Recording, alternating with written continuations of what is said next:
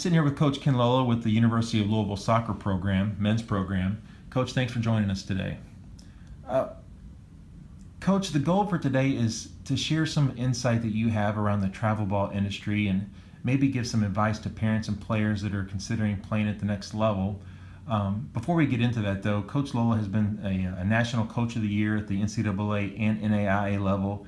And not only is he a coach, but he is a public speaker on certain topics, as well as an accomplished author. So a lot of different qualities that he possesses, not just on the soccer field, but the conversation today is going to lend a lot of insight to those parents that might have certain questions about things that they can do for their kids. Coach, out of the gate, travel sports has become a big industry, and you've got a lot of kids that are aspiring to play at your program as well as other collegiate programs throughout the country. What's some advice that you might give a young high school athlete, middle school athlete with aspirations of playing at the collegiate level?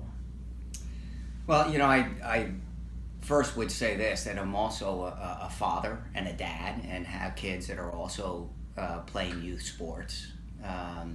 And I think to start, even before we hit on the student athlete, the player, is talk a little bit about the parents from my perspective of having kids that are playing. And what I would say is start with the end in mind, is what do you really want to get out of it? For the kids participating in youth sports nowadays, is the end goal that they get a scholarship? Is the end goal that they play college or professional sports? Or is the end goal of who they become in the process?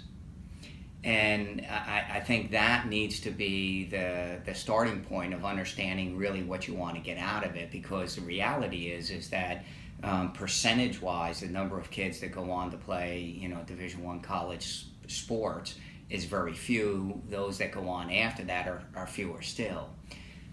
So what is the benefit then of playing team sports? And first and foremost, what I believe is there is probably no better microcosm of life to teach principles of success, that beyond sports, whatever the kids do in life, whether they're a teacher in business or simply the head of their family, that those principles that they learn from team sports are invaluable.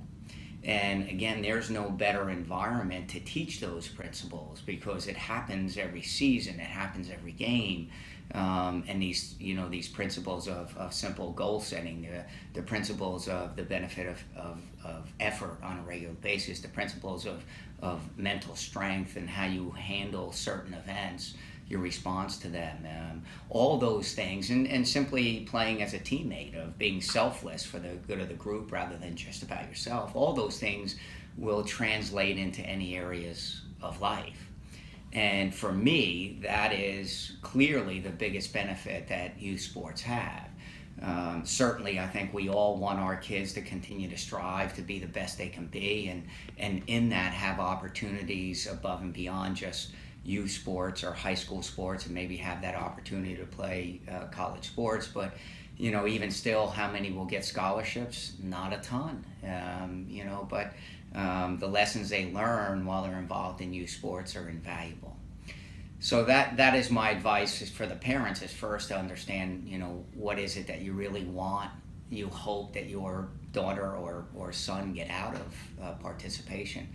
For the student athlete that simply want to aspire to play in another level, I would simply say this is continue to set lofty goals, continue to set goals beyond where you are right now, and keep reaching for those, and understand that part of that growth comes out of failure, and being comfortable with failure, being okay with failure, and failure doesn't define us unless we stop.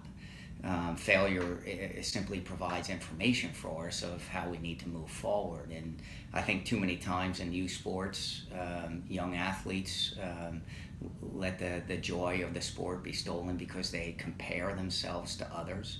I think comparison is the thief of joy. And there's too many times that we compare ourselves rather to somebody else rather than just to ourselves, and how we continue to progress and move along. But I think that's the key, is that we continue to grow and not grow according to somebody else's pace, but growing according to what our starting points are, and continue to set lofty goals.